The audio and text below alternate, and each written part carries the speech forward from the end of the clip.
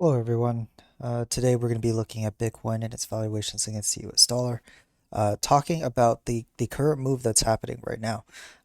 Remember, if you do like this video and the other videos that I make on this channel, be sure to hit the like button down below and also consider subscribing. So currently with Bitcoin, we're down about 7.5% for the week. If we flip it to the day, that's we're down about 3.5%. Now, 3.5% isn't something wild and extravagant. Like, that's not the important part. I mean, even yesterday we went down to these price levels earlier into the morning. It's that on the weekly, we are now at the 50-week moving average. In fact, we're kind of below it right now. But, um, obviously the week hasn't closed yet. It is about 3 days, 3.5 days left in the week until this weekly candle is finalized. But as of right now, if it were to, close today, it would be underneath it. So we talked at length about the importance of the 50 week, that it has shown in the past to be forms of support for Bitcoin during a run. We can see it here as an example. I see it here as an example.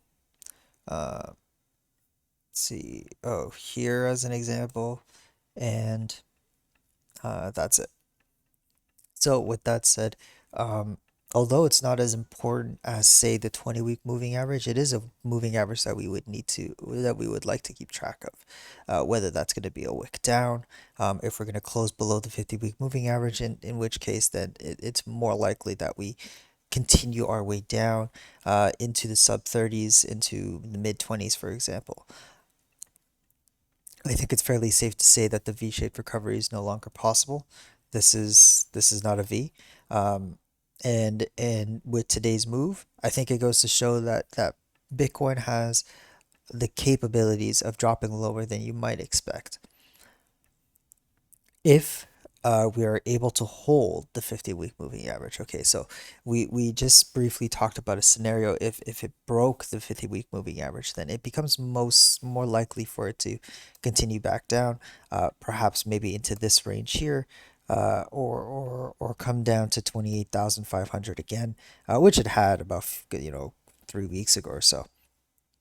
But it could come back down to, say, the mid 20s, maybe closer to the prior all time high, which would have been $20,000 or so. With that said, if we're able to hold the 50-week moving average, this is pretty impressive.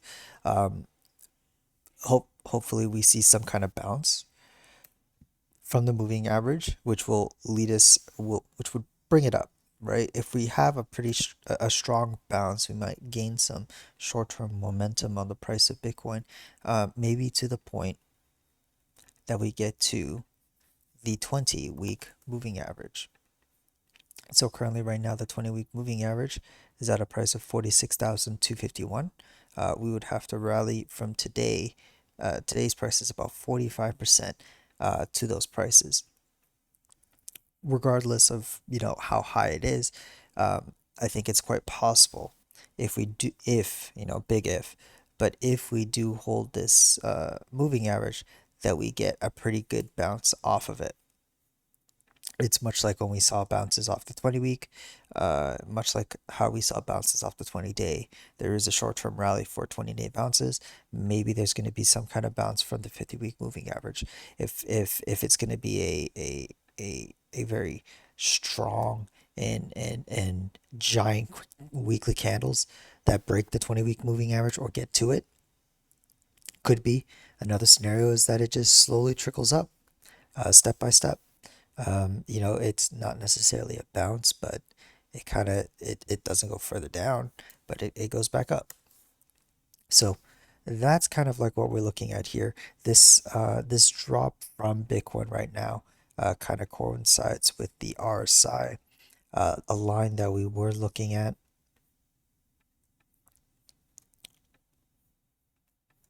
that holds multiple resistance points, right? So you could see here, uh, held support here before the inevitable drop, held support here before coronavirus, etc.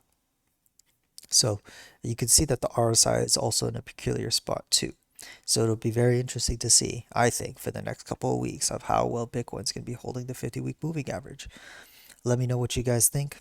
It's pretty much all for today, you guys. Thank you so much for watching. Take care. Bye bye.